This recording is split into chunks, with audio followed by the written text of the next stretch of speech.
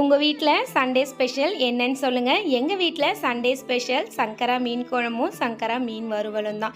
தம்பிக்கு சிக்கன் மட்டனை விட மீன் ரொம்பவே பிடிக்கும். அதுவும் காரசாரமாக வச்சு கொடுத்தோன்னா இன்னுமே சூப்பராக சாப்பிடுவான். ஒரு கடாயில் நல்லெண்ணெய் கொஞ்சம் நிறைய சேர்த்துட்டு கடுகு, ஜீரகம், இது கூடவே வெந்தயம் சேர்த்து எல்லாம் பொரிஞ்ச பிறகு ஒரு கையளவு பூண்டு, 2 வெங்காயம், இது கூடவே கருவேப்பிலை சேர்த்து லைட்டாக வதங்கினதுக்கப்புறமா இது கூட ஒரு 2 தக்காளி அரைச்சி சேர்த்துக்கிறேன்.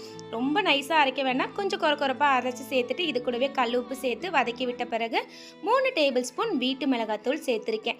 சேர்த்து நல்லா வதக்கி விட்டுட்டு சைடில் அந்த எண்ணெய் பிரிஞ்சு வந்ததுக்கப்புறமா ஒரு தக்காளி பழ சைஸ் புளி எடுத்து அதை கரைச்சி அந்த தண்ணியை சேர்த்துப்போம். இது கூடவே தேவையான அளவு தண்ணி சேர்த்துட்டு கொஞ்சம் திக்காகிற அளவுக்கு நல்லா கொதி விட்டு எடுத்துக்கலாம். கொஞ்சம் திக்கான பிறகு இது கூட க்ளீன் பண்ணி வச்சுருக்க மீன் துண்டுகளை போட்டுட்டு ஒரு 5 நிமிஷம் மீடியம் ஃப்ளேமில் வச்சு எடுத்தோன்னா மீன் நல்லாவே வெந்துடும். செம்ம டேஸ்டியாக இருக்கும். ட்ரை பண்ணி பாருங்கள்.